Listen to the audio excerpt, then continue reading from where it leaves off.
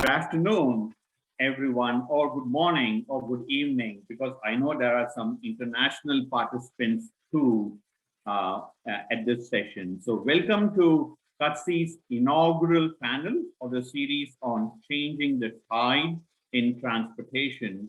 I'm very pleased that CUTC received support for this series from AASHTO, ARTBA, ASCE, and the ENO Center for Transportation.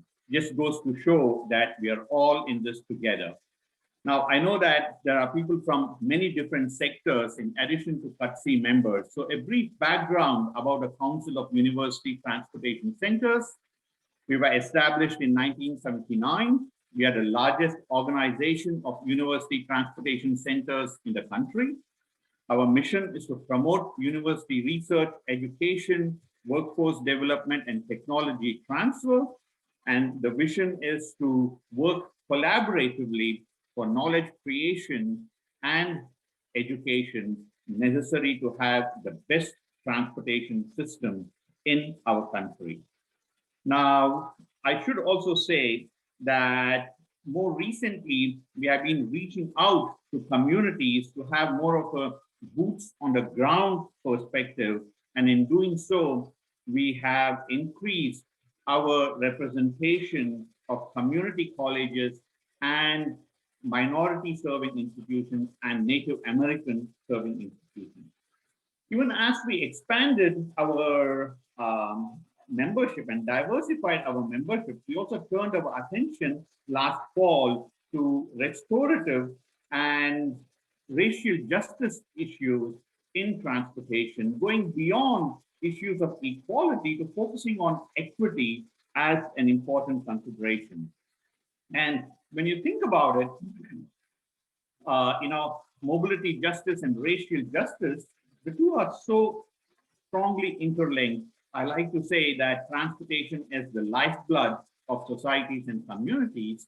And this started, this interlinkage was obvious even 65 years back when Claudette Colvin and Rosa Parks refused to give up their seats. This was the start of the almost 1 year Montgomery bus boycott, the start of the civil disobedience movement, and it kind of culminated at that time with the US Supreme Court striking down the Alabama State and Montgomery City bus segregation policy. So, it's still debatable though, from a transportation standpoint, how much has really moved from 65 years to now? When we look at transportation systems, there still appears to be systemic foundational discrimination in the amount of walking and rolling infrastructure in minority communities, higher rates of traffic injuries and fatalities in Black communities, Black pedestrians more likely to be represented in the pool of pedestrian fatalities, Black women more likely to have long commutes. So we really need to ask probing questions to understand the implicit and explicit reasons behind these inequities and address these head on. We cannot and should not be passive bystanders, ostensibly claiming to be contributing to the transportation profession only to be pretty much in the same place 65 years from now, leave alone 10 years from now. So we have the ability to drive change in transportation, and through those efforts to propel ourselves into a society deeply embedded and rooted in the basic concepts of mutual respect and human dignity for all. As I like to say, at the end of the day, for each one of us, the human dignity aspect is really important. And that is exactly where the thinking and the planning for this series, Changing the Tide in Transportation, began. We hope that by listening to the viewpoints of thought leaders, as those represented today from different walks of life, by highlighting opportunities for professionals from all walks of life to work together, and by emphasizing ladders of opportunity for all, we'll actually make some movement forward. We also hope that this series, through being more societally relevant, will foster CUTC activities in this area so we all can be contributors and stewards of a transparent, inclusive, diverse, and equitable transportation system. That's really the bottom line of the series. Now, full credit for this series, for standing up the series, for organizing, goes to our steering committee. CUTC is deeply appreciative of these volunteer leaders who worked hard to stand up the series and exhibited unwavering passion to further the cause of TIDE in all our hearts and in our minds. So thank you to P.S. Sriraj, Melissa Tooley, Carol Abel-Lewis, Juan Matthew, and Kamil Kamga. All of them worked really hard. I also would like to acknowledge Tracy Ulberg of Meetings Northwest. Tracy and her team joined us just 2 months back, but have become an integral part of all CUTC activities. Finally, a big thank you to our moderator for today, none other than Neil Peterson, who we all know is the TRB Executive Director. In that capacity, he oversees everything TRB. I was just talking with Neil earlier today, and there were 20,000 registrants for this past TRB. As I like to say, TRB is the annual pilgrimage for all transportation types, the one event for all of us, and the one event that all transportation professionals want to be at. But beyond the annual conference, Neil oversees many other aspects of TRB, including the 200 technical committees, conferences, publications, peer-reviewed policy consensus studies, and its multimodal cooperative research program. So I really would like to thank Neil for agreeing to moderate this first session. And the first session will provide insights for future sessions that we will be organizing, that the steering committee will be standing up. The next one of which will be held in March. So please stay tuned, and we hope to see all of you for the next session and the couple of sessions even after that. So to all attendees, please do mute your microphones, and please do know that this session is being recorded. With that, Neil, it's all yours. Well, thank you very much, Chandra, and it's certainly an honor and a privilege for me to be able to moderate this session today. First, I want to give credit to CUTC and to the steering committee for putting together the TIDE series. I think it's a very, very important discussion that we all need to be engaging in. And it's certainly an honor for me to be moderating this first session, especially with the all-star panel that we have today. I will introduce all of them in a minute, but I consider them all to be good friends, real leaders within the transportation field, within TRB itself, and I'm going to be very interested to hear their perspectives. So I'd like to just go over what the agenda is for today. I'll start by introducing our three panelists. I'll very briefly talk about TRB's diversity, equity, and inclusion initiatives. We will then hear from each of our three panelists on equity for Black people in transportation based on their own personal experiences. And following that, we'll enter into a panel discussion talking about 4 different topics: how CUTC can be more open and inclusive, how transportation agencies can address diversity, equity, and inclusion issues in their organizations, the most significant transportation-related equity issues, at least from the perspective of our panelists, and how university research programs can better understand transportation equity issues from the perspective of disadvantaged and marginalized communities. And then we would like to give the audience an opportunity to be asking questions of the panelists as well. So you should see the Q&A tab on the bottom of your screen. Type in your questions there. Chandra is going to be monitoring them. And after we get through with the panel discussion, he will come back on and be posing the questions to the panelists. So trying to, there we go.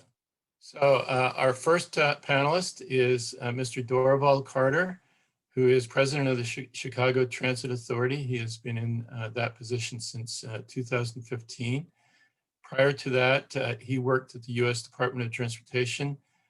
He was acting chief of staff at USDOT, and prior to that, acting deputy administrator and general counsel for the Federal Transit Administration during the Obama administration. He had been executive vice president and chief operating officer at CTA between 2000 and 2009. And prior to that, he had previous stints both at USDOT and at CTA as well. Dorval has been very active in the Transportation Research Board. He is currently a member of our TCRP Oversight Committee, and we thank him for his service to TRB. Our second panelist is Jackie Grimshaw. She is Vice President for Government Affairs at the Center for Neighborhood Technology. She's been there since 1991. She has been very active in many different national as well as Chicago regional transportation related boards, including being very active in TRB as well in our Transportation Equity Committee and our Women's Issues in Transportation Committee. And I have known Jackie for many years and always really treasure being able to participate with her and hearing her perspective. Our third panelist is Greg Winfrey, who is director of the Texas A&M Transportation Institute. He has been director there since 2016. Prior to that, he was assistant secretary for the Office of Research and Technology at the U.S. Department of Transportation from 2010 to 2016. And prior to that, he was a litigation attorney. Again, a great supporter of TRB. He served on our executive committee while he was assistant secretary, continues to remain very involved in TRB. So I'd like to just very briefly talk about what we are doing at TRB in terms of diversity, equity, and inclusion.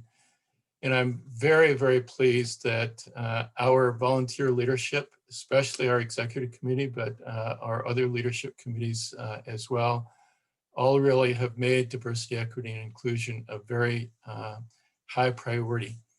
And I always like to say actions are louder than words. And I'll talk about some of the things we've been doing from a planning standpoint, but it's really the follow through that is critical from my perspective. So in 2018, our executive committee adopted, at that time it was called an Inclusion and Diversity Strategic Plan. It has since been updated and equity has been incorporated into it. But it addresses issues of committee membership, creating a welcoming environment for all at TRB, partnerships with minority organizations, staff diversity, contractor diversity, and addressing these issues of diversity, equity, and inclusion within our programs itself. And then also doing a lot of data analysis to make sure that we're actually making progress in this area as well. Dr. Carol Lewis from Texas Southern University, who John introduced earlier, is chair of our DE&I committee. And that committee has responsibility for making sure that we're following through with what is in the strategic plan and actually implementing it. Therefore, making sure, again, that our actions are louder than our words. We have a number of committees that are actually addressing equity topics, but two in particular are committees on equity and transportation and contracting equity. Each of our three major research programs this past year have set aside money for equity-related research, with particularly a significant amount being set aside in the National Cooperative Highway Research Program, which is the research program for state departments of transportation. And our executive committee at its recent meeting in late January decided that they wanted us to be using some of our fairly limited funding that we have availability for self-funded studies to be on the topic of equity. And we're working on statements of task right now for those consensus studies. I hope Many of you have heard of our Minority Student Fellows Program, which helps support students from minority serving institutions to be able to come to the TRB meeting and be able to participate in the TRB meeting and benefit from it as well. So the most important thing from my perspective really is that we are changing the culture, that we are really making sure that the culture within TRB and within the larger transportation community is really taking these issues very seriously. And in order for culture change to take place, from my perspective, it really is a matter of ensuring that we have leadership. And again, I am so pleased that volunteer leadership of TRB is really making this a priority area. So with that, I would like us to now start our panelist discussion. I've asked each of the panel members if they would take about 10 minutes to talk about their perspective on equity for Black people in transportation from their personal experiences, whether it's from their time in education, in their professional career. I'll also pose to them the question, what is the one thing that you wish your colleagues knew about the Black experience in transportation? And then based on their experiences, what can their colleagues, our colleagues, do to be a better ally for Black people in transportation? And I'm going to first ask Dorval Carter to speak. Thank you, Neil. First of all, it's a pleasure to be here and to have this opportunity to talk to you all about my experience in transportation and in my career. You know, it's really interesting because like many people, I didn't necessarily pick a career in transportation. I was just fortunate enough to fall into it, but I fell into it at a very interesting time from a Black experience perspective because I had the privilege of attending Howard University Law School, which I think, first of all, embedded into me in a very direct way the importance of equity, diversity, inclusivity as a significant part of the role that all of us as students of Howard were expected to both endure and pursue and support as we moved on into our careers. But even more importantly, from a timing standpoint, was that I actually started at CTA at the same time that Harold Washington, the first African-American mayor of the city of Chicago, became mayor. And so I literally walked into my public sector service at a time in which the Black experience, particularly in a city like Chicago, which has a very unfortunate history with regards to racial relations that I know Jackie can speak to even probably better than I can. You know, so I came in at a time when there was really a renaissance going on, particularly in terms of Black empowerment and the importance of having diversity and inclusivity in the way that we conducted our business and conducted our government. And that led to a number of opportunities for me that probably would not have happened had I not come in at the time that I did. So, you know, my experience, I admit, is somewhat unique. I know I talked to the limited number of colleagues of mine who have ascended to the top of our industry and talked to them about their experiences. And I don't think anybody's had the same type of career path that I've had to get where I ended up in terms of leading CTA. But it also says a lot to the reality of what I think a lot of younger people are experiencing right now in our industry in terms of their career paths. And it's the one thing that I find myself being asked more than anything else, which is how did I get to where I am today? You know, how did I know what to do in order to make this happen? And I know we'll talk a little bit more about how we support that later on, but I think one of the things that became pretty evident to me was that it wouldn't have happened without tremendous mentors who supported me and who provided me with the opportunity to grow and develop and to lead me through what I needed to know and learn to end up where I am today. And I had some terrific ones, and many of whom, supported me and gave me opportunities that I don't know would have necessarily been open to me otherwise.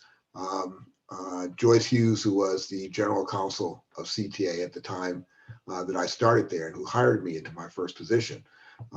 Gordon Linton, former administrator of FTA, who basically gave me the opportunity to take on a leadership role within FTA at one point in time in my career. And so these opportunities really, created the basis for which I got to experience what I ultimately learned to allow me to grow and develop as a professional. I also know that, there are a lot of places that I went to where I was the only Black person there.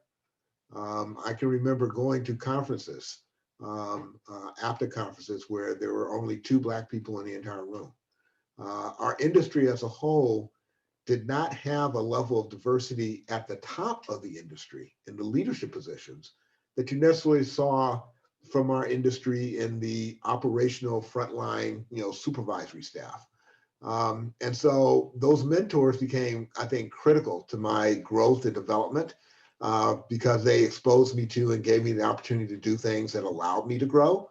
But it also became very apparent that, I was very much in a very unique environment from what I saw around, people who looked like me during the time that I was developing and going through my career. And there were times when, some very harsh and difficult things were said to me. I can remember a person once telling me that I didn't have a long career in transit, that if I thought I was going to move up within the organization and to move into higher positions within this agency, I really need to start looking for a job somewhere else because this wasn't the right place for me. My response to that was first anger, because that's the natural response that one has when you get told that you just aren't going to be able to do something you want to do. But then a certain level of grit, determination, and elbow grease, and that I was, one, determined to prove that individual wrong, and two, I knew that the only way to do that was to work harder, better, smarter than anyone else around me. And I spent a lot of time and energy figuring out how to do that and pursuing that. And once again, I go back to, and none of that would have been possible if it weren't for people who mentored me, peers of mine who supported me and guided me through this process and gave me the confidence that I needed to move forward. And I think that's one of the really big challenges that I think minorities and African Americans in general face when you're in an environment where you're not necessarily seeing a level of diversity that you might expect, which is the confidence to pursue what it is that will make you more successful. And I'm going to tell you a little story about my career that Greg and I know very well, because as you mentioned earlier, Neil, Greg and I both served at DOT at the same time. We were both in the Obama administration. We also started off in the same positions. Greg was a chief counsel for RITA, and I was chief counsel for FTA. And we both, interestingly enough, over the time that we were in the department, were given opportunities to move up.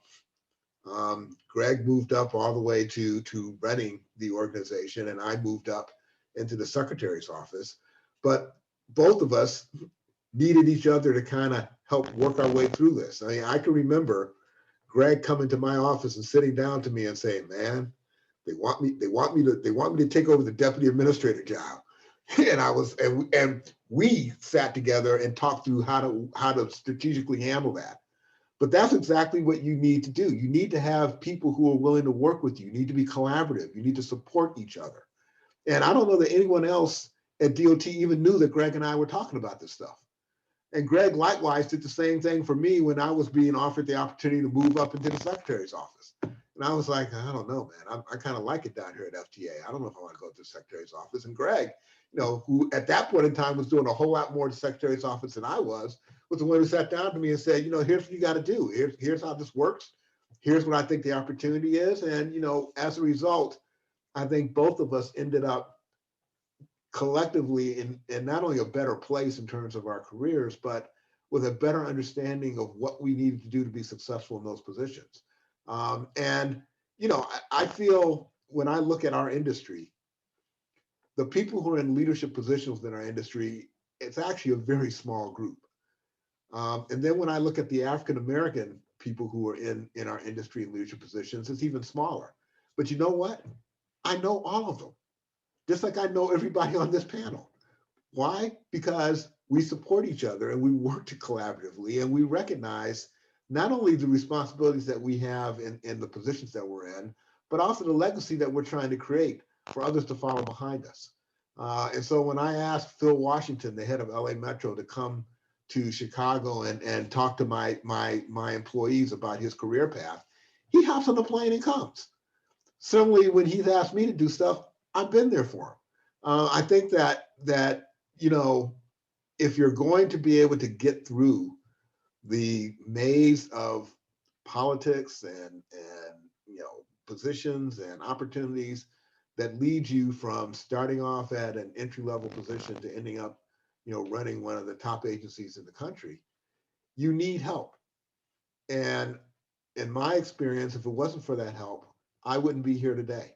And I have been forever grateful to all of them who have helped me, including Jackie, who is also on the panel with me, who met me at a very early point in my career and who was always a role model to me because of what she was doing in the Harold Washington administration and what she went on to do in terms of community activism and everything else, all of which collectively has shaped my experience and my perspective on what I should be doing in my position at the head of CTA. So, I feel like I've been blessed to be able to get to where I'm at. I think anybody who you would ask who looked at my career path would basically say, this is a very, very unique way to end up running the second largest transit system in the country. It is probably unique to just about anybody else in our industry. But it wouldn't have happened if it weren't for a lot of other people who took me under their wing and basically provided me with the experience and the development and the growth to ultimately allow me to be as successful as I am today. And, I think we all collectively have a responsibility to do the same thing for those who are coming behind us. And I think that's the challenge that all of us face in this industry as we move forward. But I think that it's been emboldened by, I think, a much broader level of dialogue around diversity and inclusivity that's occurring today than what was occurring when I started at CTA, as a staff attorney, 40 years ago. So I think with that, I'll conclude my personal observations. I have a whole lot more to say as we get further into this discussion, but I think it's safe to say that my experience, while unique, is probably not alone in terms of people who have moved through this industry and have ended up in major positions of leadership within the transportation industry today. Well, thank you, Dorval. You say you have been blessed in terms of those who have mentored you and those you've worked with, but I can say sincerely that all of us are blessed to have you in the position that you're in and the leadership that you provide as well. So we would now like to ask Jackie Grimshaw if she will relate to us her personal experiences as well. Jackie? Jackie, you're on mute.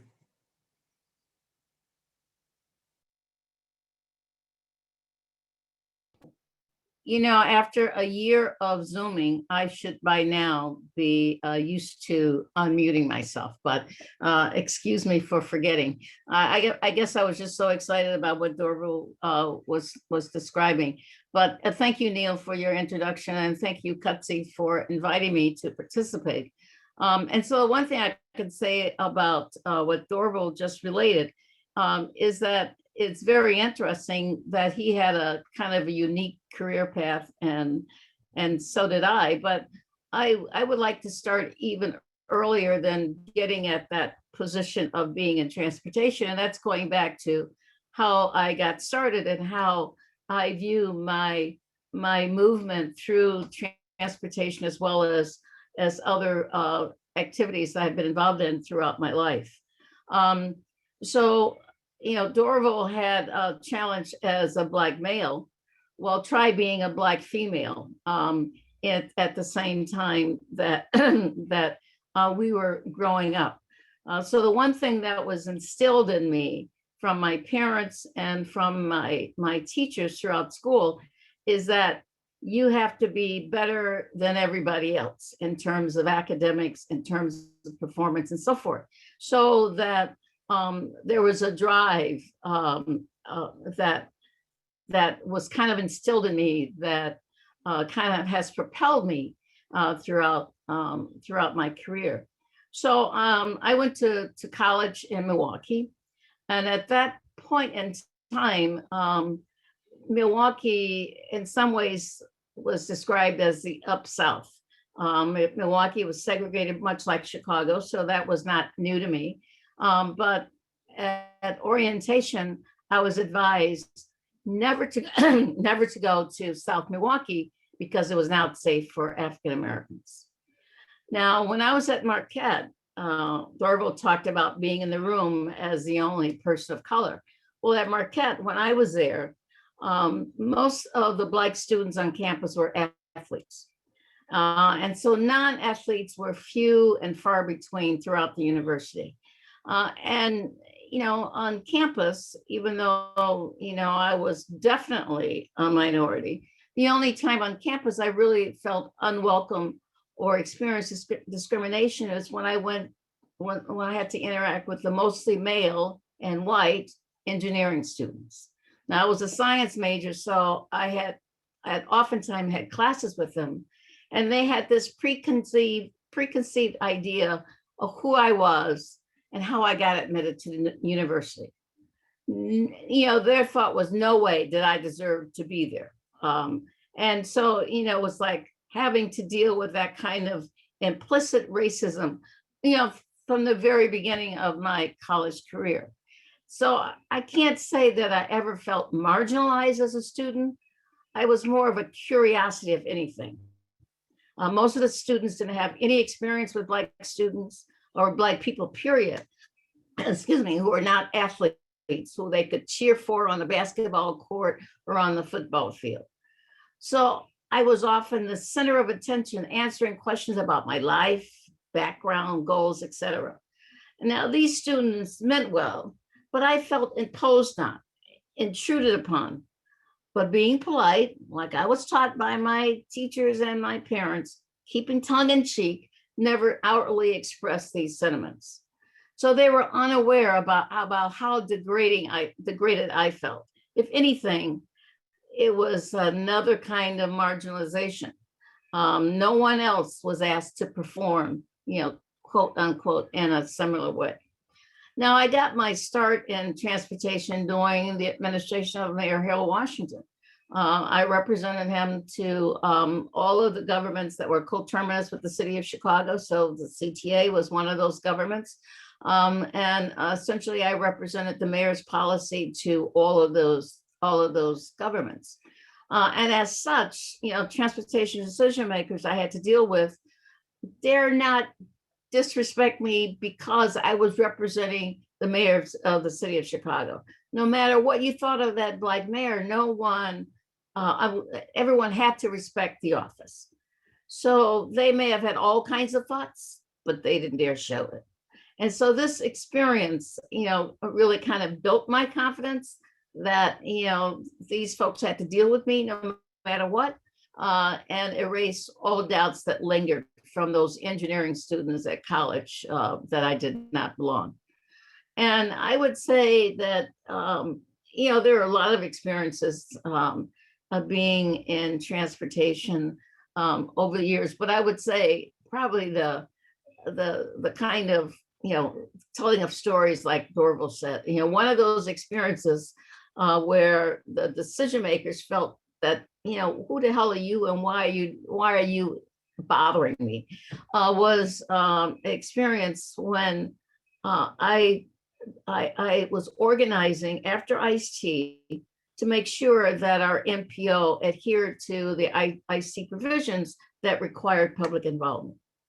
Now, our MPO was composed of 21 all white and mostly male people, right? So it's kind of like being back with those engineering students again. They met at 10 a.m. on a Thursday morning on the outskirts of Schaumburg. And if you know where Schaumburg is, it's one of the northwest suburbs of Chicago. So in order to get there, the only way we could get there is that we hired buses, school buses, which was affordable at the time, to take 2 bus loads of folks from Chicago, city residents, to the IDOT District 1 office where they were meeting. And so this place was situated, even the bus drivers got lost. But we got there.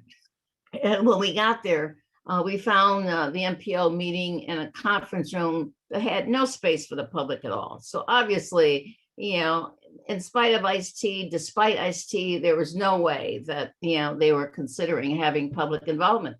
So, you know, being in this small conference room didn't stop us. So I want you to picture 2 busloads of people, mostly of color, crowding around these folks, sitting in their chairs. We were back to back, hip to haunch, surrounding these folks, and they went through their agendas, snarling at us. And at the end of the agenda, they were about to adjourn, and I said, wait a second, you know, we came here to express our opinion about transportation in the region.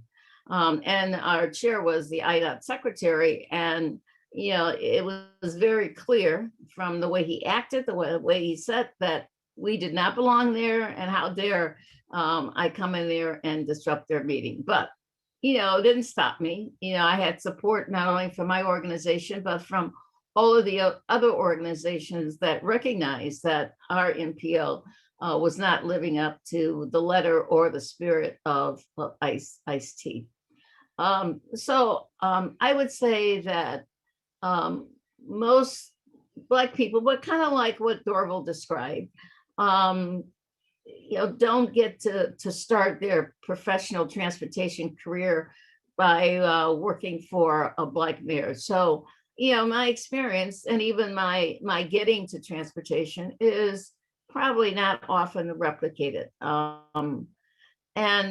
But you know, I think being a minority in a college or in situations like Dorval described, a professional organization is probably not, I guess, uncommon, at least at that point in time. I think things are a lot better now since, you know, 40 years ago when Dorval and I were getting started in transportation. But, you know, the need for advocating for more Black students to get into transportation, I think, is important, because when we think about how central transportation is to the functioning of our society, to access to opportunity, to access to education, you know, having people who have lived the experience of not having adequate transportation, from a lived experience point of view, being involved at the professional level to plan our transportation services, to help set transportation policies, is all the more important. So, so I think those of us who are in transportation, have an obligation, you know, pretty much like Dorval said, is that we have to help this next generation, you know, take that step up and to be prepared to take on the leadership. Because at some point, I don't know about Dorval, but I want to hang up my spurs and kind of like lay back in the cut, so to speak, and watch, you know, the folks that we've trained, we've mentored, that we've prepared, take the reins and move ahead. So I'm going to shut up so Greg will have some time and we can get to Q&A. So thank you very much for the opportunity to share with you this morning, or this afternoon, or this evening, as Chandra said.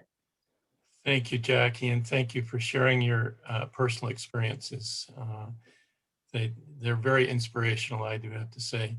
So now we would like to ask Greg Winfrey to give us his personal experiences. Thanks so much, Neil. Good morning, good afternoon, good evening, all. Pleasure to be here with you. I've been noodling over the fundamental question for this webinar, which is approaching equity in transportation. And I think we've heard that there's a couple of different layers, whether it's access to transportation writ large or access to opportunities. So I'll attempt to address both. But what I would say at the front end, it's very difficult to parse out and single out transportation as an enterprise because the reality for many Black folks is that every interaction or every transaction that we undertake on a daily basis is colored by being Black in America. So that's a long way of saying buses don't discriminate, bridges don't discriminate, trains don't discriminate, but conductors do, ticket takers do, transit police do, other passengers do. So it's those touch points of human interaction that create the issues that we're addressing under the transportation umbrella. So I think it's important to keep that in mind. But with respect to how I got involved with transportation, as Neil said, most of my career was spent as a litigation lawyer. Spent some time with Union Carbide up in Danbury, Connecticut, and then Wyeth Pharmaceuticals in Philadelphia, and last was in Phoenix, Arizona with a copper and gold mining company when I received a call from a former colleague, DOJ colleague. Early in my career, I was a DOJ career lawyer in the Civil Rights Division.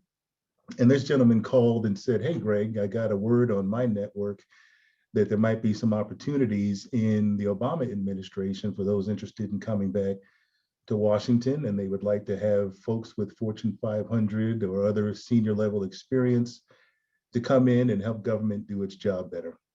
So pretty much the swim lane where I was in Arizona was where I was going to be if I elected to be until I retired, which was quite tempting because it was palm trees every day and glorious weather. And so it was, and a 3-flavored citrus tree in my backyard. I had lemons, tangelos, and red grapefruit. So, I mean, it's those kind of things that you get spoiled by.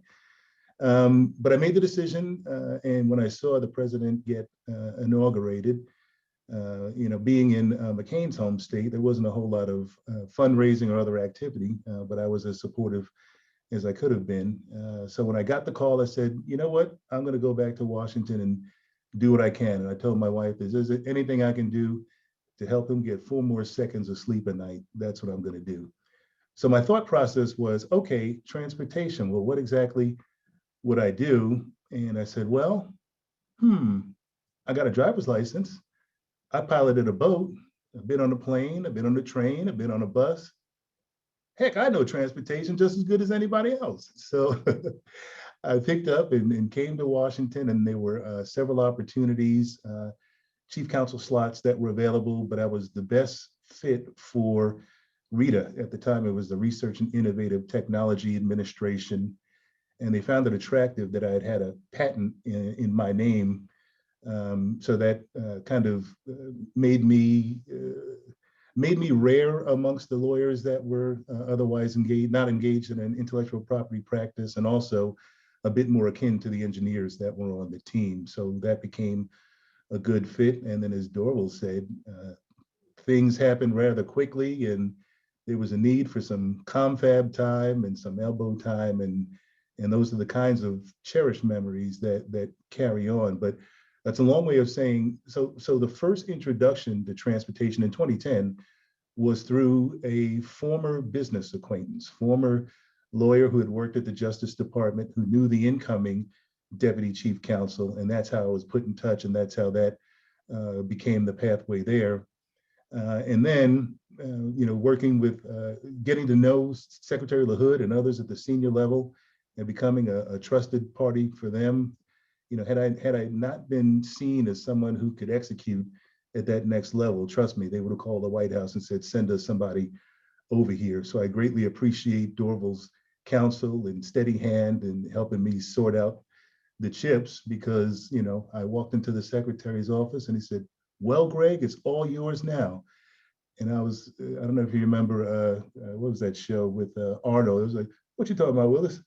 So I wound up getting the reins of a federal agency, having not only it's a significant experience, but my experience on the litigation side is more on the back end of problems than at the forefront, trying to figure out a direction to choose.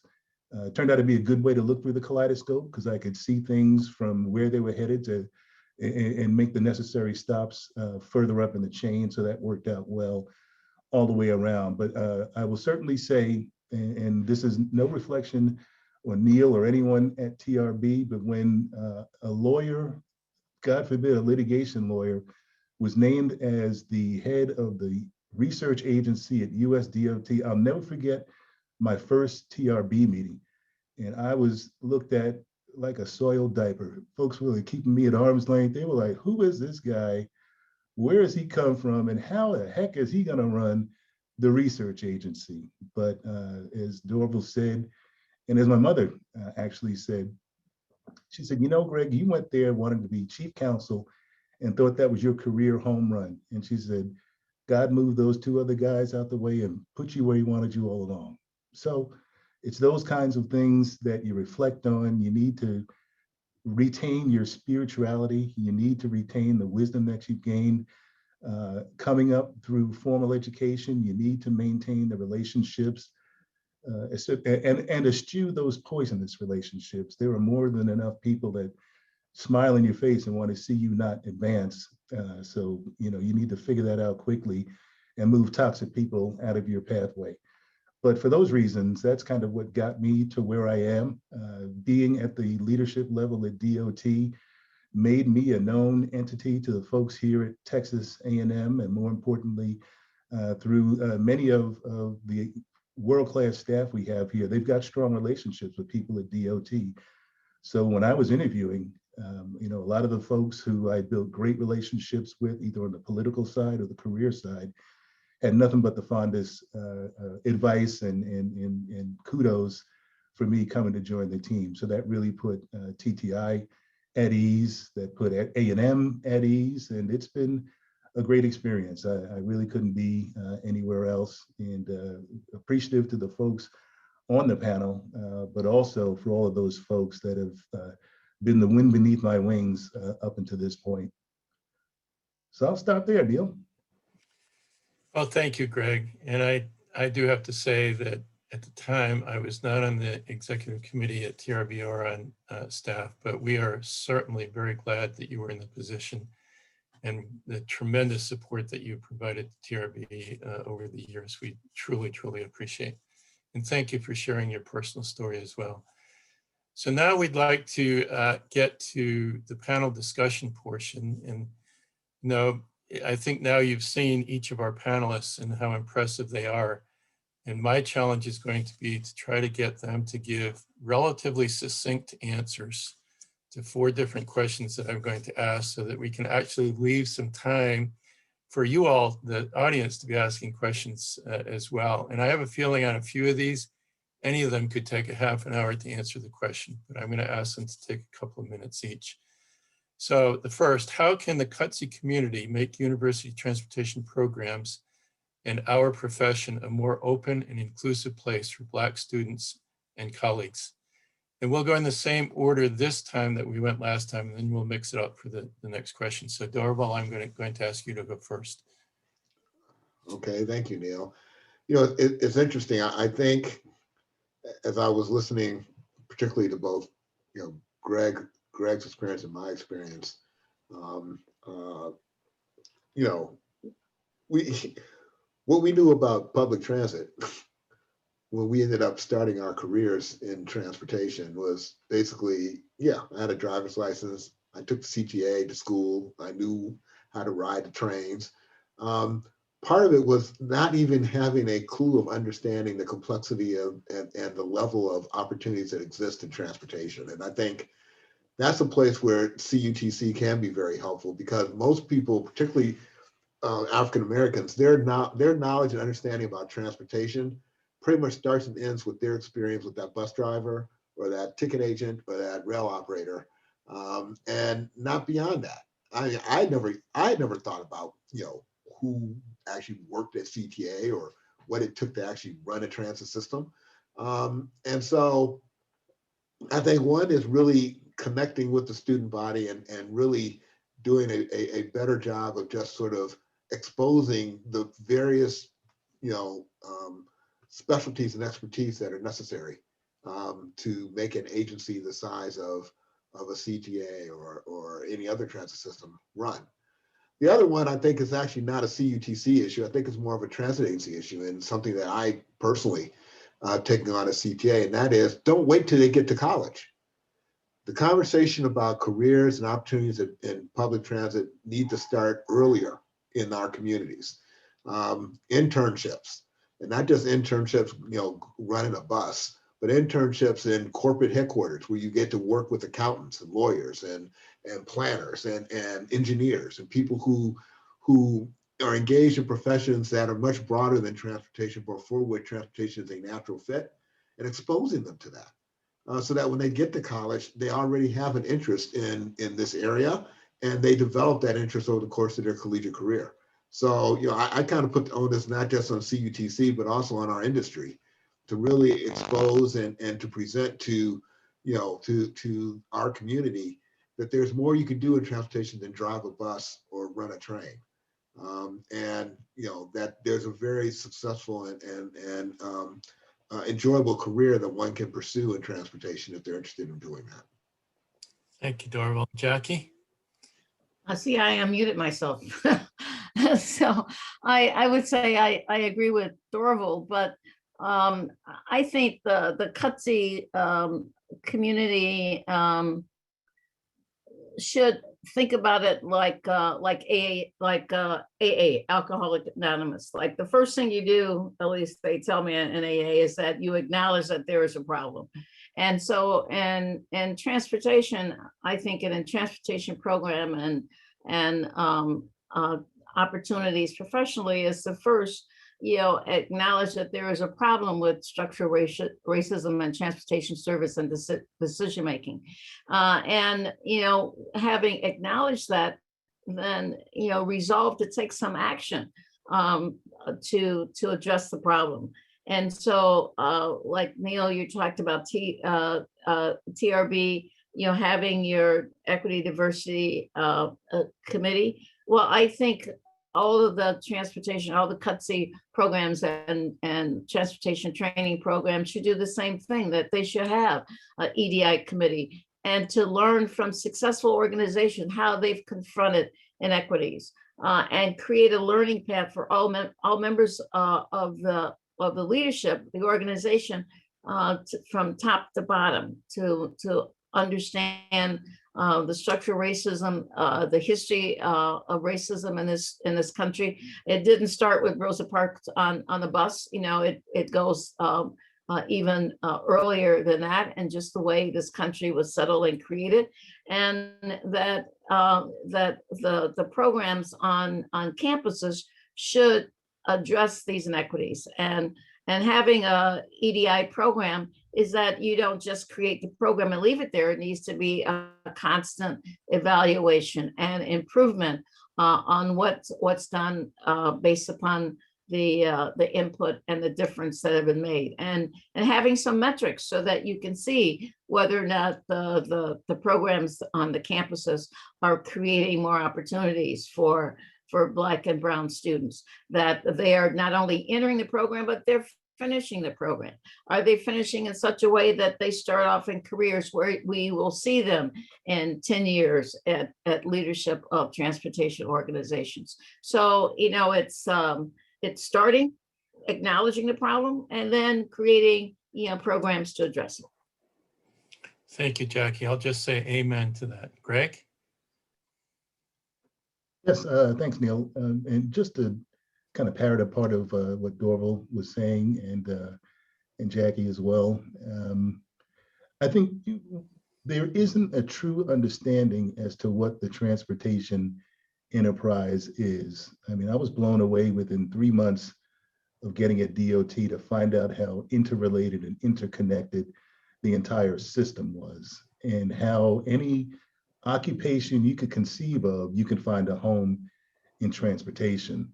So the UTC program in CUTC, by definition, is looking for engineers and scientists that'll go into the sciences that underlie the transportation enterprise, but there's no UTC for public affairs or government relations, or UTC for lawyers to learn transportation law. So all of these various intellectual disciplines that make up a transportation agency, that make up a transportation department, don't get addressed. Now, I'm not going to say it's an over-reliance on engineering. That would be unfair to say, but as we stand here today, most of the energies are directed toward that. And it's understood, as we're seeing a turnover in personnel, as people are getting near the ends of careers, we need to be cognizant of getting, qualified folks in those roles to carry those roles forward. That's certainly true, but we hear the same from truck drivers and operators, right? So we can't take our eye off the blue collar aspect of transportation either. I don't know where that gets addressed. And just a funny aside, I was a kid growing up in the South Shore of Long Island, and there was a parkway named the Southern State Parkway. It's an east-west thoroughfare that pretty much runs you into Queens, all the way out to the end of Long Island. And shortly after you left Queens, there was a toll when you hit Nassau County, and it was 10 cents. And it just seemed so de minimis and so unnecessary. And I remember distinctly saying to my mother, "Mom, why do they still have the toll here? The road's already here. What are they still collecting money for?" So it wasn't until 35 plus years later when I'm at DOT that I see that those penny ante dimes that were being collected over time become the fund that supports ice and snow removal, that supports signage change, right? So all of the underlying infrastructure that to me just magically was repaired. I had no concept of how the system worked. So just better helping the American public understand that, I think would be helpful, but I think it would also help to attract the best and brightest minds to come join us in this fantastic profession. Thank you, Greg. So our next question is, what recommendations do you have for transportation agencies in order to address diversity, inclusion, and equity issues within their organizations? And I think we'll start with Jackie this time.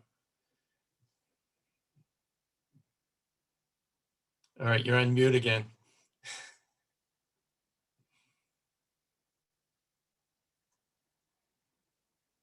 I'm going to learn how to deal with Zoom by the time we come out of this pandemic. Let me let me tell you that. So within the organization, actually, I don't think that my answer would be a lot different than my prior answer, in the sense that within the organization, there are either black and brown employees, or they're not. If they're not, then do the same kind of thing, that there's an issue there. And if there's an issue there, how do you start addressing it? And again, looking at personnel policies, looking at promotion policies, looking at pay rates for different employees, looking at recruitment. How do you recruit new employees into the transportation agency? What kind of outreach do you have? Are you speaking again? The Dorval was talking about recruiting and getting students involved in transportation. The same thing is that, how are you recruiting people either at the college level to come in, or recruiting people from those other professions like Greg and Dorval, both being attorneys, coming into the professions, because transportation is so intersectional that there are a lot of like, I am not a transportation professional, I'm a policy professional. So recruiting in those professions that can help contribute to the diversity, equity, inclusion of your organization is part of how you can assess internal operations for your agency, to make sure that your agency is representing the community. Thank you, Jackie. Greg? Thanks, Neil. And I'll just build off of Jackie's answer, but there is usually an over-reliance on formal programs. And what do I mean by that? I've been the victim of many failed attempts at diversity programs and mentor programs. And that's because you have to be very careful about who you allow to participate in those that are guiding the up and coming generation behind them, because not everyone is singing from the same hymnal. So just a case in point, early in my lawyer career, I had to do a memo for, or produce a writing sample for a law firm that was engaged in a, I think they called it a minority council program for Northern Virginia. Black lawyers weren't coming to Northern Virginia, they would stay in DC. So the carpet was laid, and there was a nice kumbaya meeting where we're all trying to get as many folks as we can into Northern Virginia. And the writing sample I had a reference to the House of Delegates when it should have said the House of Representatives. And that was because I had stuck in my mind a matter I had just done where I was working with the House of Delegates in Virginia. So had that been another young lawyer, the reaction would have been, oh boy, that's just a typo, something we need to clean up. But the work overall was excellent. But the partner that reviewed it, he acted as if I drowned his kitten. And oh my God, this is the kind of thing that it's just so inaccurate. And, it was just way out of proportion. So it was clear that he wasn't reading the materials to find excellence. He was reading the materials to find a flaw that he could drive a wedge into.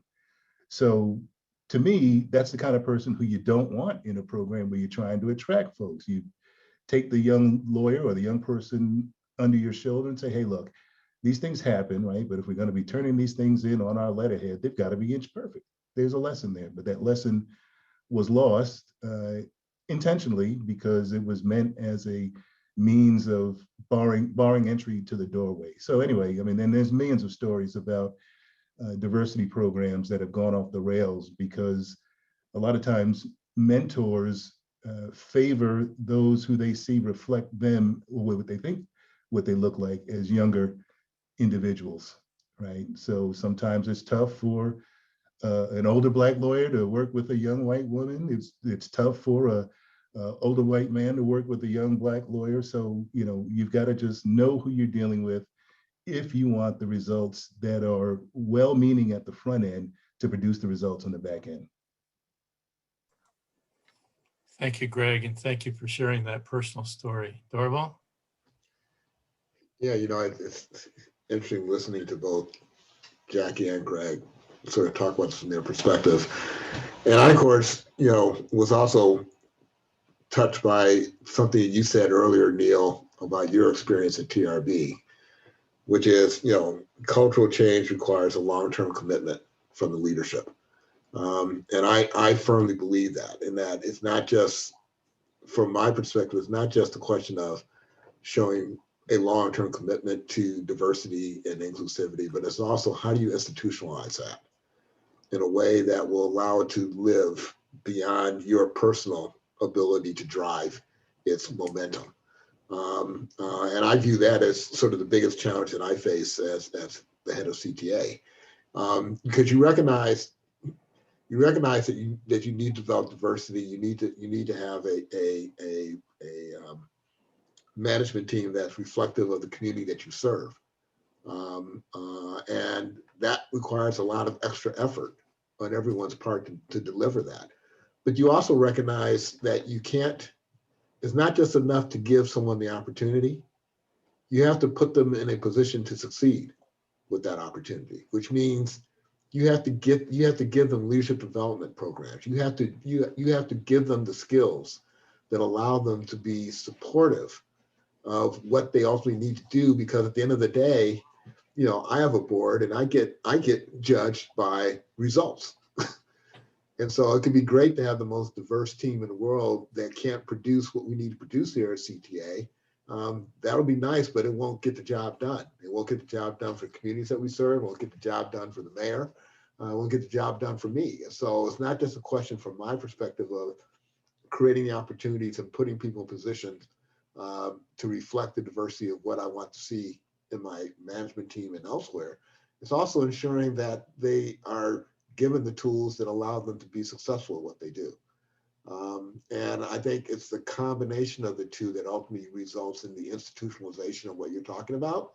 Because as Greg mentioned, the mentorships and all the other things tend to flow from that foundation, and creating the structural support that allows all that to happen is what I view as my primary job as CEO. I wish I could sit here and say that I review every hiring decision that gets made at CTA, so that I could say personally, no, you should be looking at this candidate instead of that candidate.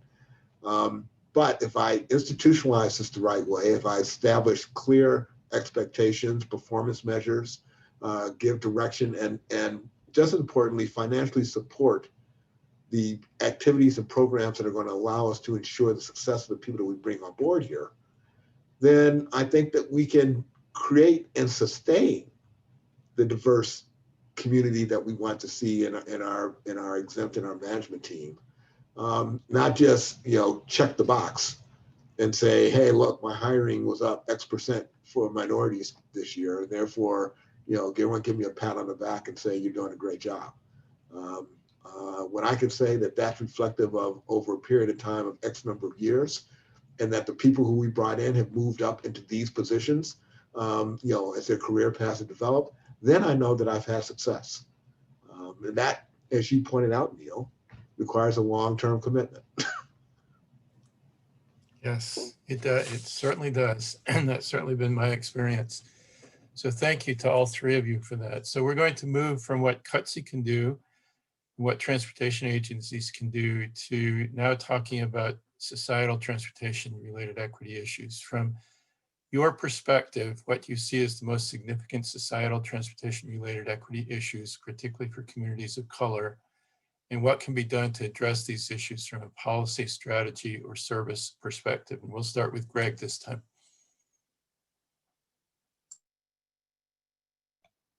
Thanks, Neil. I guess I would just have a brief response. There really isn't any secret sauce. It's just Black folks want the same experience, treatment, and service as everyone else. And that's pretty much where the buck stops. I mean, other than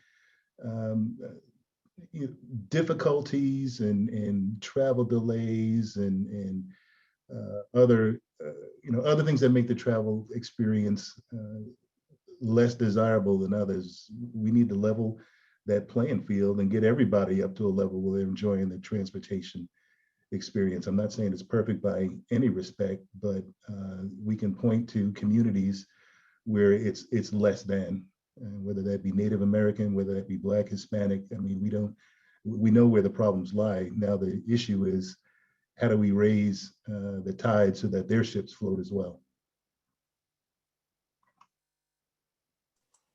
Darwal, we'll let you go next. I think there are a couple of things.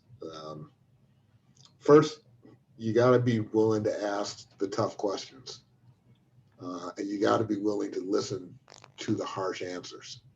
And if you're not getting harsh answers, then you're probably not asking the right questions.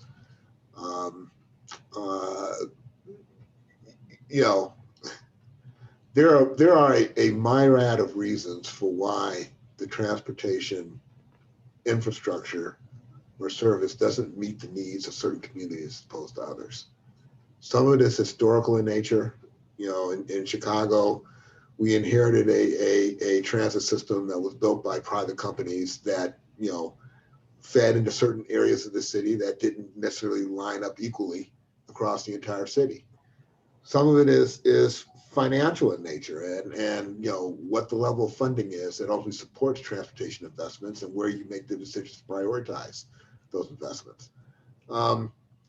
Fundamentally, what I feel is missing in a lot of different levels in our industry is a lack of knowledge by the community about how the transportation decision process actually works and where you can most effectively influence that process. You heard Jackie talking a little bit earlier about busing a bunch of people out to the MPO to make sure that they got an opportunity to engage in a public discussion on transportation policy. I dare say and Jackie would probably agree with me on this, that there's only a handful of people in the African American community who even know what the NPO is, much less the role that they play ultimately in determining broader transportation policy, which ultimately feeds into how service is provided in your city. The problem that I think a lot of organizations have is that they protest on the end of the process. They protest the fact that CTA has decided to eliminate a bus route, but they don't show up in the process that it determines why CTA had to eliminate a bus route. In other words, the funding conversation and what we should be doing to increase funding, what we should be doing to address the inequities that ultimately drive the decision-making process. And that requires a much deeper understanding of transportation policy and the way in which decision-making works. And I think that, as an industry, we need to do a much better job of developing the community to understand how strategically to engage in the transportation decision-making process. Because you're not going to be always lucky enough to have a mayor or to have someone who's willing to just open it up to you. Sometimes you got to bust those people out to that suburb and basically put them in front of the people who ultimately have to make the decisions. And I think that if we're able to sort of, in a transparent way, open up the decision-making process, open up the challenges that agencies like mine face in terms of the services that we deliver and how we deliver them, then you can start to have an educated conversation about how to improve things and ultimately build up the type of stakeholder support you need to change it. And that requires a better understanding of the politics, better understanding of the policy, a better understanding of the service and decision-making process, all of which feeds into ultimately a better transportation ecosystem that supports everyone, which is the goal that everyone's trying to get to. Thank you, Dorval. Really great points. Jackie? Yes, no, absolutely. Thank you, Dorval. And thank you, Greg. Yeah, I think those are, what both of them said are important considerations, but let me just build on what Dorval said about the big picture to bring it down to looking at, when we talk about equity, what we really want to see happen. And so that's, as Greg says, Black folks want the same as everybody else. So how do we assess the equity of the benefits versus disbenefits that the result of the transportation is providing? How are some of those how do you look at, and we should be looking at the impacts on health inequities, on poverty, on limited mobility, on traffic crashes, on traffic fatality, and how those kinds of issues impact the economic opportunity or the educational attainment or other kind of demographic factors, and how they are all intertwined with race. So, what I'm adding to what Dorval said is really an analysis. How do you start figuring out where to start in terms of addressing and dealing with the benefits versus the burdens, and how they are distributed across all modes of transportation, whether or not you're talking about vehicles or public transit or bicycle or walking or using our new shared mobility culture that we have now, and how do people get to a whole variety of transportation destinations? So like I said before, like our whole society moves on the ability to transport ourselves. And so as we in the decision-making process of transportation, we have to be looking at and assessing what difference are we making, right? And so, the policies and the strategies and the services that we provide should all be looking towards that same pot of gold. Are we getting to the point where we have equity throughout our society, and making sure that we're not talking about equal, because we're talking about how do we bridge the gap between those who need the most versus those who have the most. Yeah, and if I can just add from my perspective from my previous life at Maryland DOT, I think too often those of us in decision-making roles thought that we knew what others wanted, whether it was minority communities or majority communities, it didn't really matter. And it wasn't until we actually went out and met with the communities, spoke with the communities, and not just the loudmouths, but particularly those that we weren't necessarily hearing from and hearing their perspectives, that's really important as an input to decision making. So it's somewhat related to the last question we're going to ask before we get to audience questions. And this is, how can university research programs better interface with and truly understand transportation issues from the perspective of disadvantaged and marginalized communities of color? So Dorval, I'm going to ask you to go first this time. Well, you know, I think you just hit on it, Neil, with your comment about the experiences when you were at Maryland DOT. You got to go into the community. You have to understand what it is that they're experiencing and what it is that they need to support that. But I think the real interesting aspect of this question is the role that this community can play in really shaping the conversation.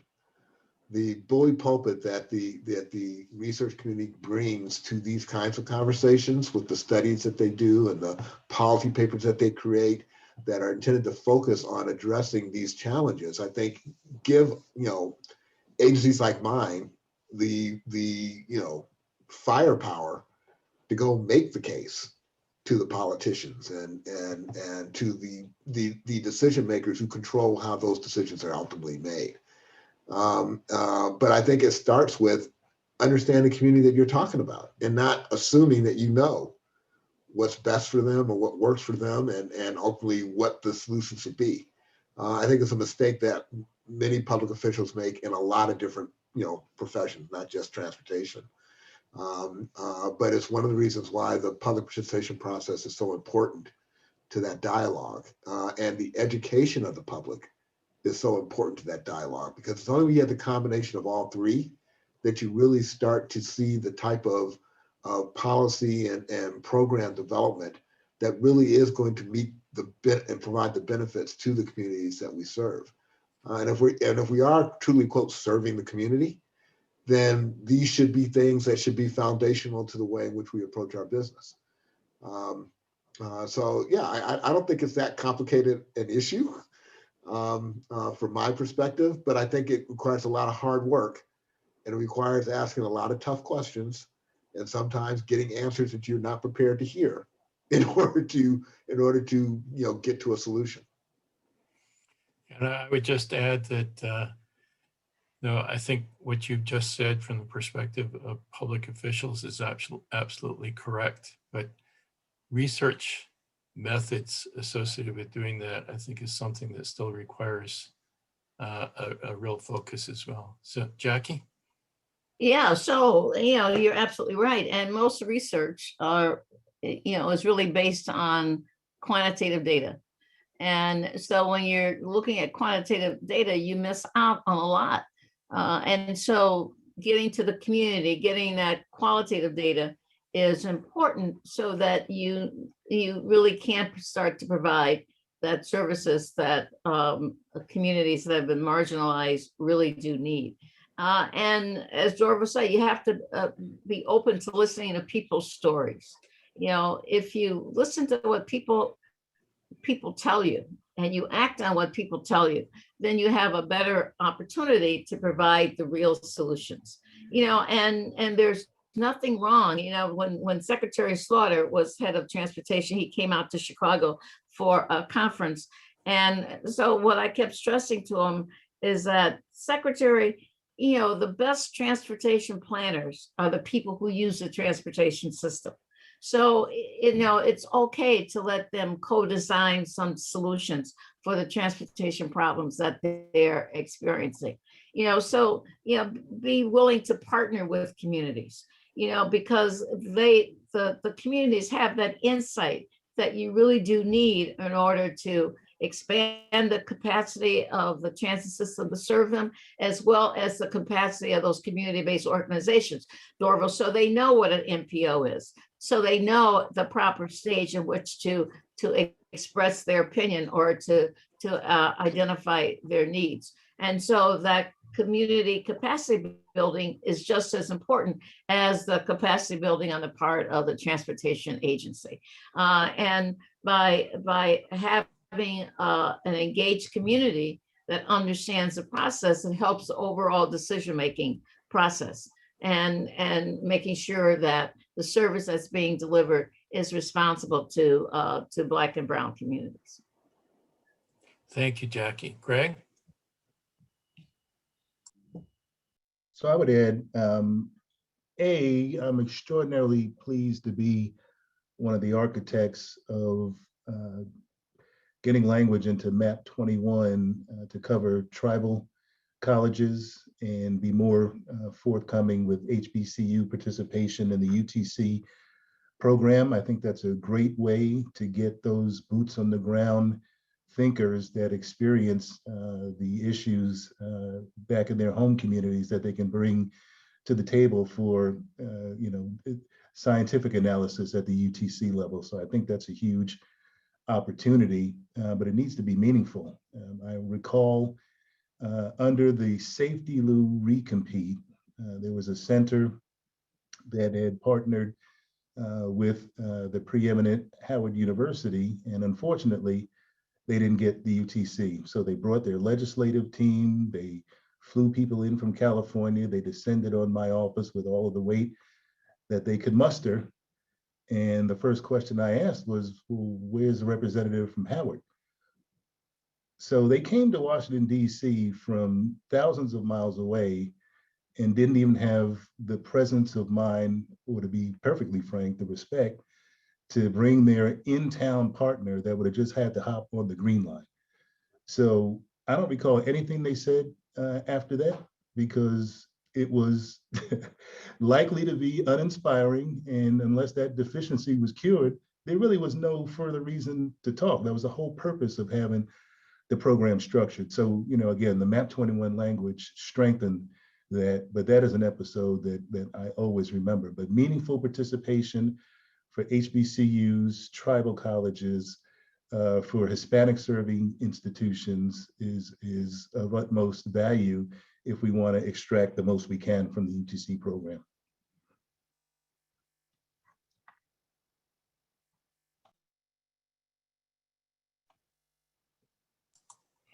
Thank you, Greg.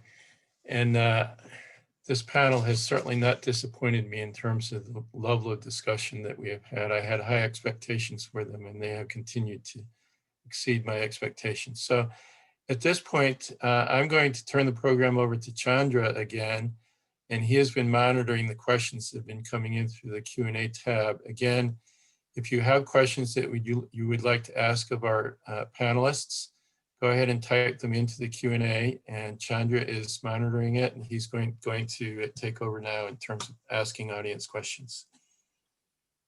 Thank you, Neil, and thank you for the very inspiring comments from the panel. We have quite a few questions, but I think they coalesce toward maybe 2 or 3 main points. Greg and Dorval, both of you talked quite a bit about the importance of the peer relationships. And you also talked about the mentors, that meant a lot to you. Jackie, you talked about, in some near future, hanging up your spurs, as you said, and ensuring that still there is diversity in the pipeline.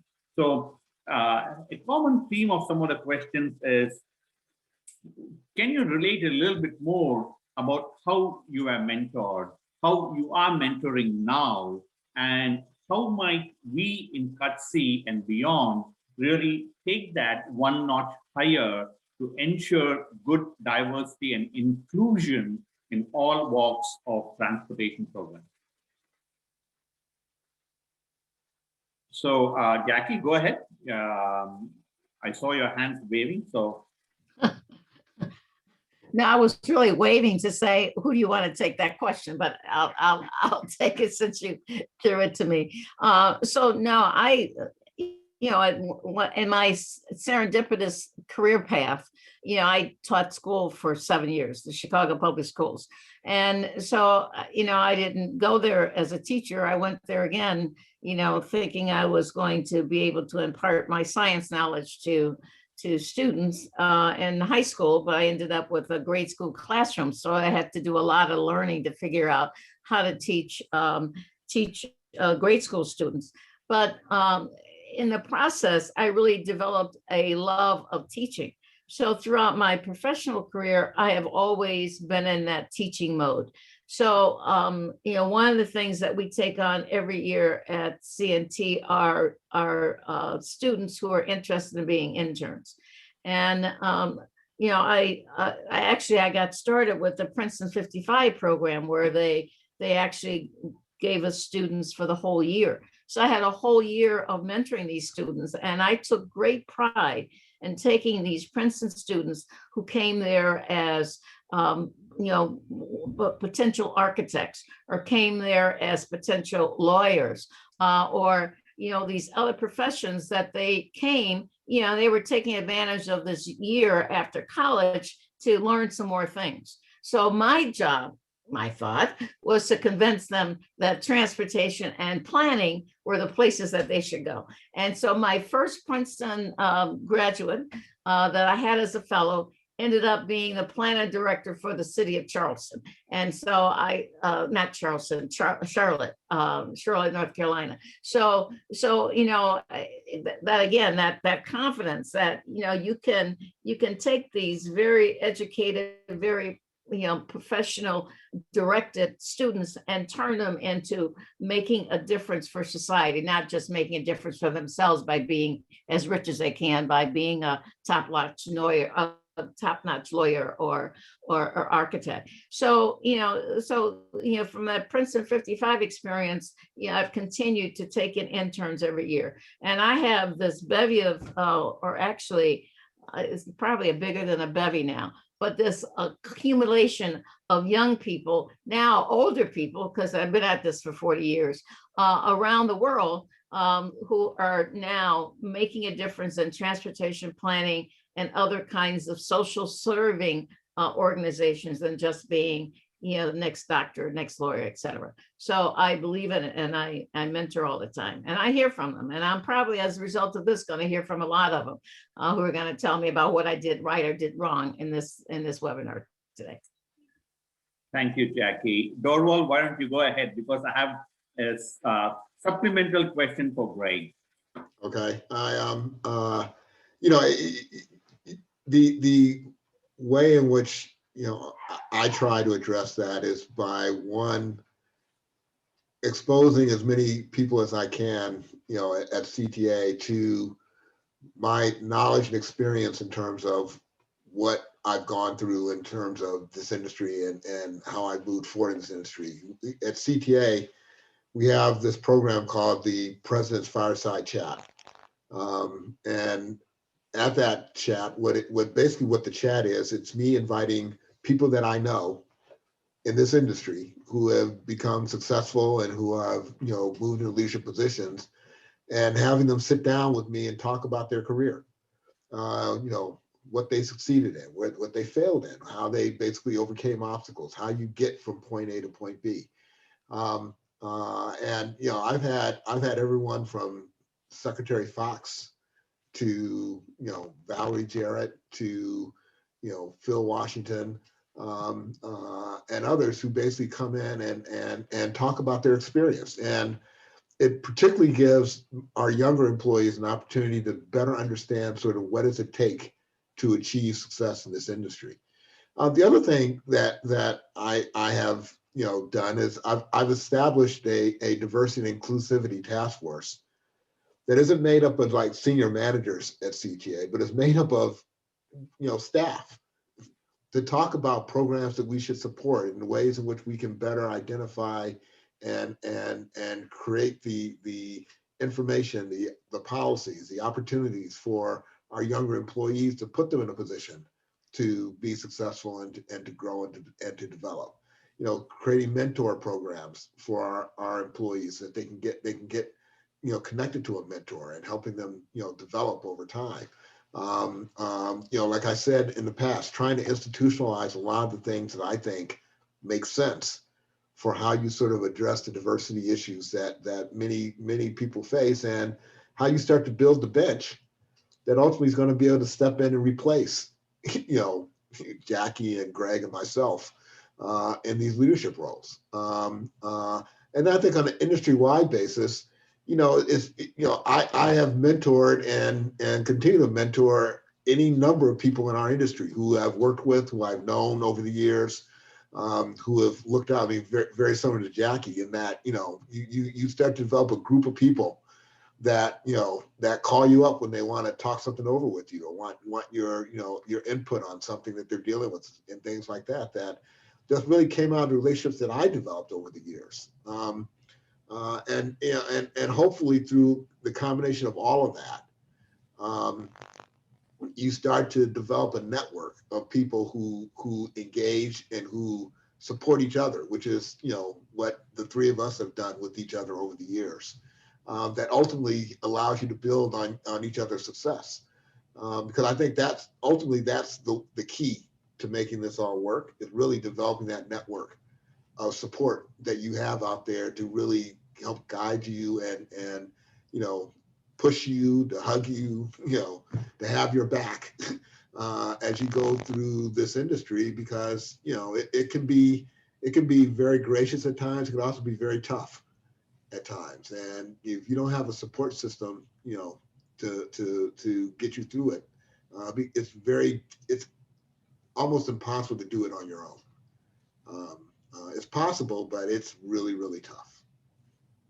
So Dorwal and Jackie, what I'm hearing is that if CUTC or some other organization decides to have fireside chats, you know, organized fireside chats with perhaps graduate students, with aspiring young professionals, that you would volunteer your time to talk with them. Thank you. I'm already doing that. And I'll probably do a whole lot more after this session. I guess so, Dorwal. I think we can systematize some of that. But going to Greg, you have, I guess, in many ways, a much better knowledge of both the community side, the litigation side, as you called it, the more societal, larger picture, and also the university side of things. You know, you've been across with Texas A&M for 4 years now. So what might be one or two most important things that CUTC institutions can do in the context of mentoring and raising awareness? You know, I think I mentioned earlier that attempts to formalize mentoring tend to run into difficulties. So my advice, and it's more individualistic, is be open to everyone. Spend time with people. If you go to DOT now and walk the floor and ask people what they remember about Greg Winfrey, they'll say he was one guy who would never cut you off, always spend time with you and hear what you had to say. And as a result of that, I became a natural mentor, because when people had issues that they wanted to address or advice on how to advance their careers, and this is across the spectrum, they knew my door was open, and they would make their way over to the 3rd floor East building and say, you know, can I just get 15 minutes? I need to recalibrate. I just had this interaction with my boss. I'm concerned about the outcome. So that's the way you share your life experiences, is you make yourself as available and unthreatening as possible. In the role I had, who was I to be threatened by, right? So I'm not in the mosh pit coming up as a staffer like in the old days, where you don't know if the person at the water cooler is repeating your intimate secrets to the next person behind you to your detriment. You need to be there. You need to be cognizant of your role and not just your role in the organization, but your role in an institution. So that would be Texas A&M University system, not just TTI. So make yourself available, be approachable, spend time, share time, don't cut people off, and mentorships will form pretty naturally, has been my experience. So great, following up on that, very good thoughts there. What specifically can we do to make majority white institutions more welcoming to students of color? We can institute all sorts of programs to get them to our universities, but if they don't feel supported, once they get there, they lose their contributions.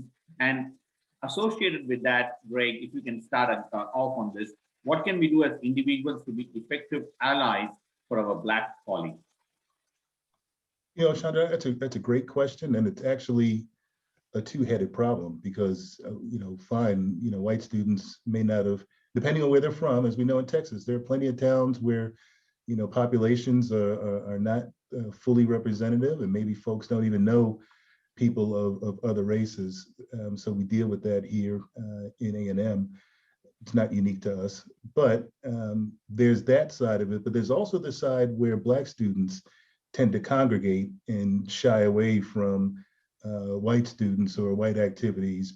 And I'm thinking of my nephew who went to a prominent college in Virginia, where they would have their spring dance. And then a week later, the Black students had their spring dance. So it's a problem, and trying to foster joint events, whether it's things as silly as dodgeball or badminton tournaments, things that anybody can participate in, and force people to play together on the same team, that starts to at least break down unfamiliarity and break down, I don't want to call it resentments, that's not the right word, but break down any kind of negative views of how folks are portrayed either in the news or in the media, or et cetera. So those things work. It's simplistic, but you've got to take a first step. But the important thing is you have to realize it's a two-way street. I mean, I remember when I went to college, we had a corner of the cafeteria that was where the Black and the Puerto Rican students hung out. And it wasn't that, we weren't trying to be exclusive of the other campus community. It's just that where we felt the most commonality with folks that came up in the neighborhoods we did. So it is a problem to observe it, like Jackie said, from the AA mantra, the first thing to do is recognize you have a problem, but a step beyond that would be realize it's a two-edged problem, two-way problem. Dorval, Jackie, any specific additional responses to that? I'm laughing listening to both Greg and Jackie talk about their experiences, and I didn't mention this in my opening remarks, but I also went to school in Wisconsin, right outside of Milwaukee, and my experience was almost identical to Jackie's in that it was during the time that the Bill Cosby show was on, and people began to realize that I was more like the Huxtables than I was like some gangbanger on the street somewhere, because I grew up in a middle class family and had a fairly comfortable life. And you find yourself having to constantly get asked a million questions about your life and are did you really, like, all your brothers and sisters go to college, and all stuff that you just kind of look at like, why do you feel the need to ask me these questions? But I think to your broader point, and I totally got the dining room thing, because that happened at my school too. We just all tended to go, we tended to stick together, and there was a portion of the dining room that was where the Black students ate, and none of the white students would even think about coming into that area because they knew that's what the Black students ate. So in some ways you were perpetuating a lot of the challenges that you're now saying you need to address, and it is a complicated issue to deal with. I have found that one of the ways to approach it, in my world today, is to create opportunities that bring people together. Projects, assignments, development opportunities where you bring a group of people from different, backgrounds, and you put them together to work on a common goal and objective. Then that develops a level of mutual engagement and respect amongst them, because of the common responsibility that you've asked them to take on. Now, there are limitations to how much of that you can do, but what I have tried to do at CTA is create what I, for lack of a better word, call change agents. People that work in different areas of the organization that will get a certain type of experience, and then we'll be able to take that back into their department or section and let them be the ones who are developing that same thought process as a way to sort of amplify the policies that I'm trying to address here, and I found that to be fairly effective, not only in terms of career development for those individuals, because in many cases the projects they get put on, the end result of that project is some sort of presentation to the executive management team or even to me directly. So there's a certain level of heightened engagement you get as a result of that. But also because of the camaraderie and the teamship that it develops amongst a diverse group of people who normally would not interact with each other. The biggest challenge that I have as a CEO are silos. The engineers only want to work with the engineers. The planners only want to work with the planners. The accountants only want to work with the accountants. The beauty of my job is that I can find things to do that don't require one discipline to work on. And I can then pick everyone in my agency that I want to go work on that problem.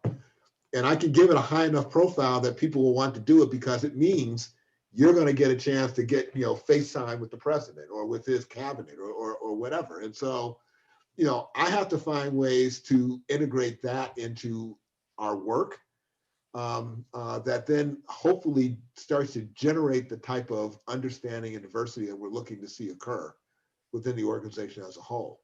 But it takes a long time. It isn't easy. So, Jackie, there are a couple of questions for you, but related to everything that the panel has talked about so far, the issue of education, the issue of community outreach, the issue of listening.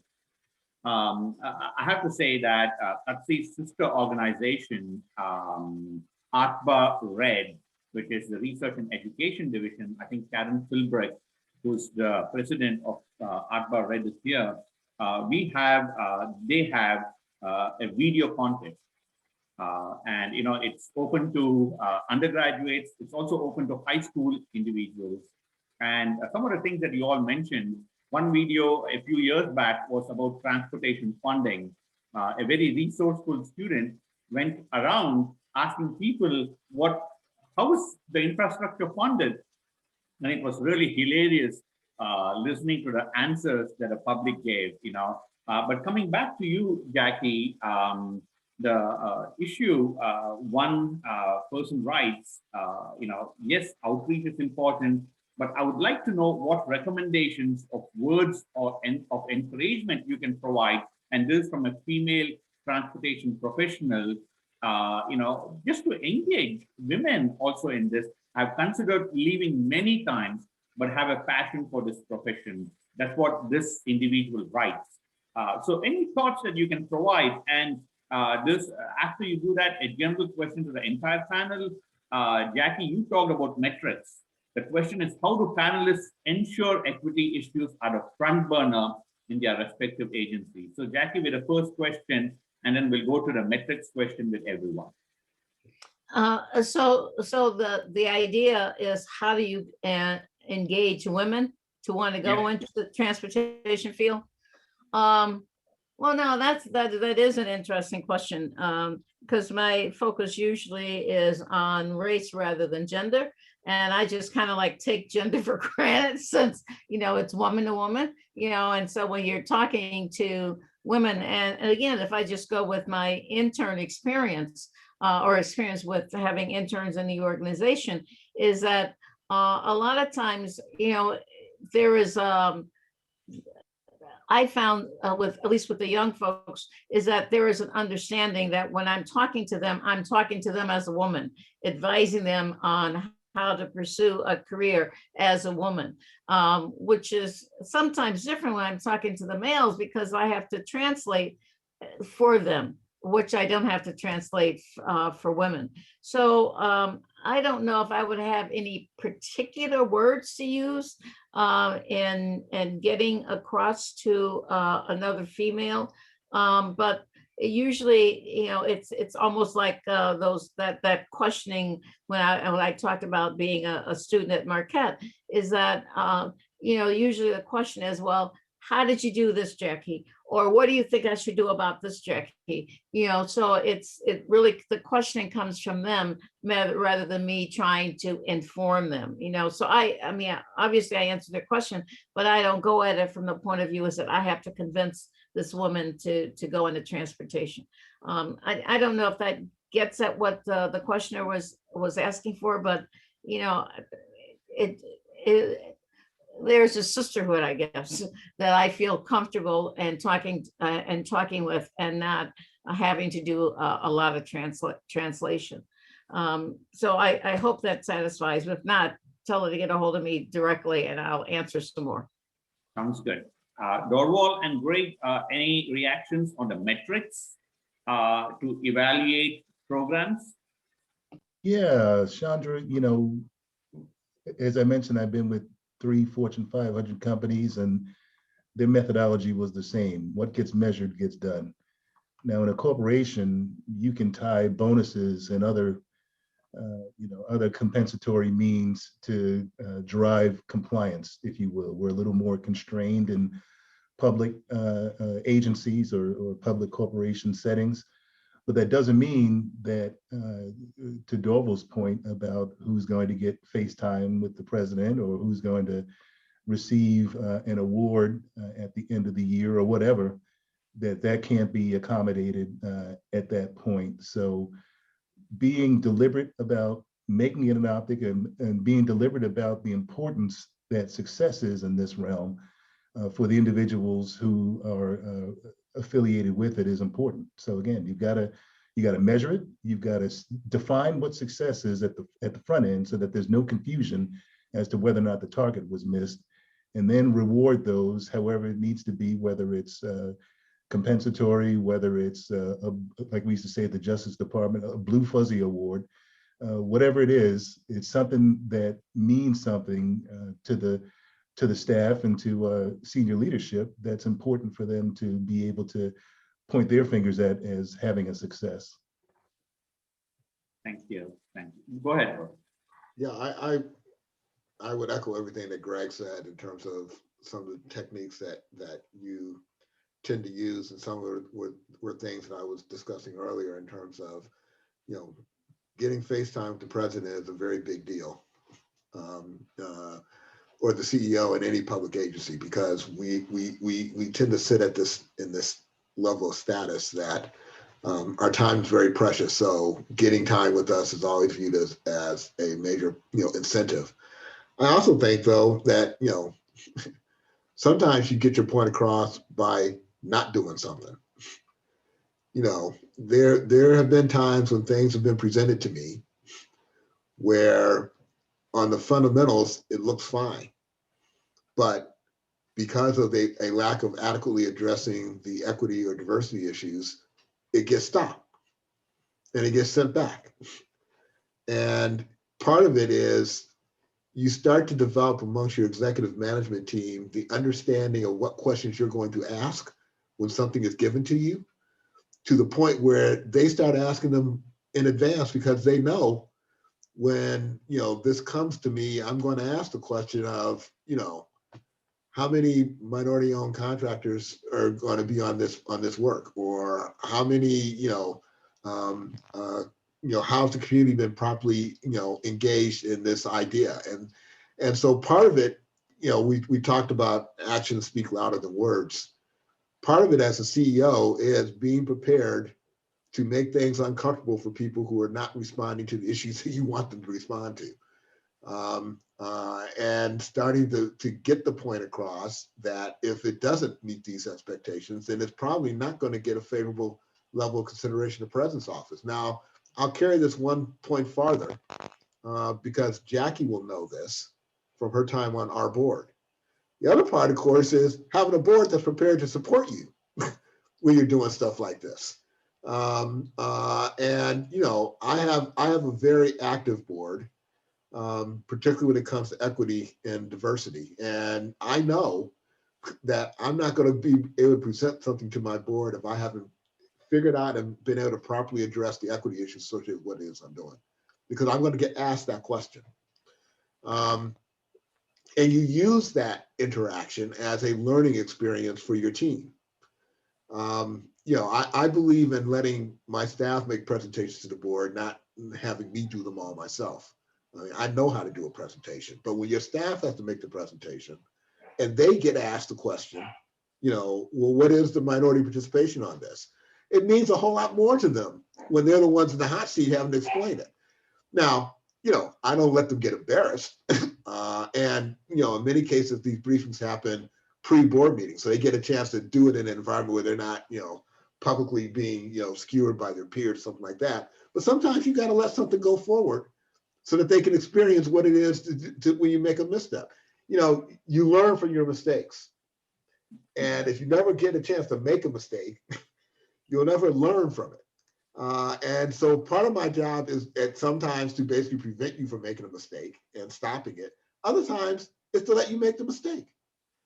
And then when it happens, to take that as a teaching moment for me to discuss with you why that probably wasn't the greatest idea or the greatest approach. And here's how you can That's a improve. very good point. The whole issue of learning from mistakes. We have plenty of questions, and for those of you who have typed in your questions, if we aren't able to get to it, please excuse us. Too many questions, too many interesting things over here to discuss, but there will be follow-up panels also. Before we leave, I would like to give Neil a few minutes, but not before you all have a quick word in answering this question. And it's going to be challenging to all of you because it's a very broad question, but you have very limited time. So the question is, can the panelists offer examples of how technology systems, data science, artificial intelligence, mobile devices, shared mobility can both undermine and support racial equity goals in transportation? More generally, I guess the question is also related to how do we engage the minority communities and let them know that it is imperative for them to partake in this discussion at this point before technology potentially goes, whatever you want to call it, awry in its own way without considering all the nuances. 1 minute each, and then we'll have to stop and go to other things. Great video. Gee, thanks, Chandra. I guess I would say, you know, for all of the technological wizardry coming down the pike, the hugest plus up, and it's still yet to be proven, but in my mind, the hugest plus up is anonymization of data.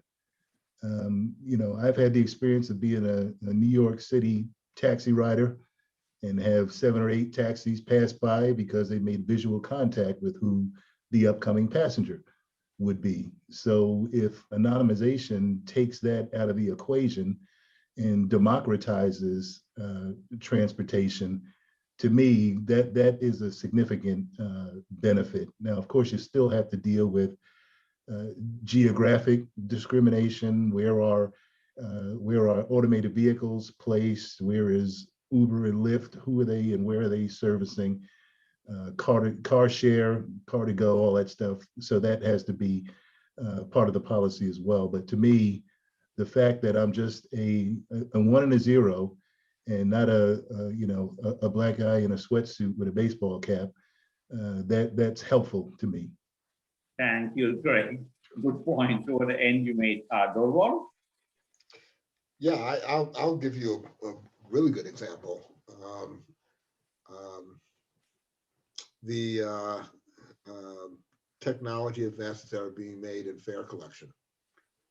And as you know, we now have developed fare media that can operate, you know, on your smartphone, can be accessed electronically, can be allow you to add and pay for different fare media through electronic transfers and credit cards and anything like that.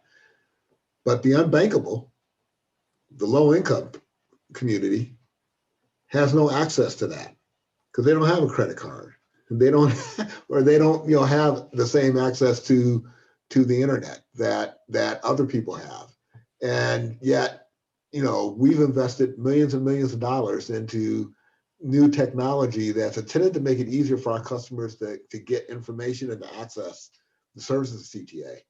But yet have to deal with the challenge of how do we still keep the people who aren't able to get access to it in that way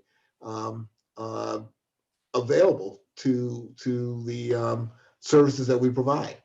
And I think that technology gives you tremendous opportunities for people who can afford to access it. But in my business, I have to be worried about not just the people who can, but the people who can't. And we work hard to identify policies and procedures that address both those who can take advantage of technology as well as those who cannot, so that equity can be addressed on both sides of that equation. Thank you, Dr. Jackie?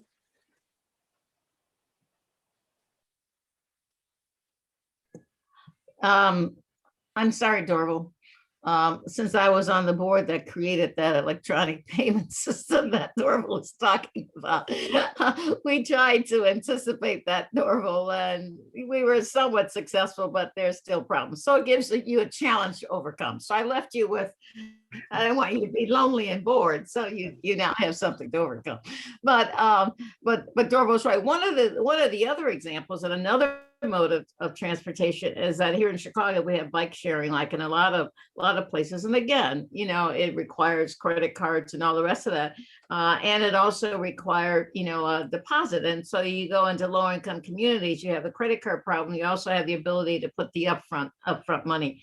And so our City Department of Transportation, that runs our Divvy program, created a program that made it more accessible for people in the low income areas of the city to be able to take advantage of bike sharing like everyone else. And so I think it's like learning. I mean, Dorval obviously is on it, but I think in other places is learning from programs that work. So if anybody wants to learn about how to make electric pay system more equitable, look at what the CTA has done. If you want to provide more equity in terms of bike sharing, look at what Divvy has done. So I think that we can learn a lot from each other, and we shouldn't be afraid of taking and doing that transfer to your own current situation. Thank you so much to all the panelists and to Neil. This has been very helpful.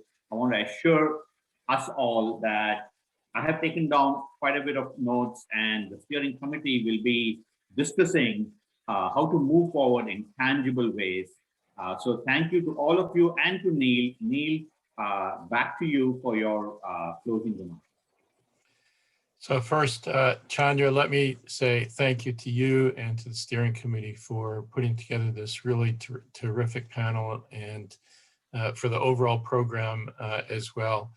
As I said before, these are really important issues for us to be talking about, and we really do need to, as a transportation community, be addressing these issues head on and to be having very honest discussions about them, the type of discussions that we had today.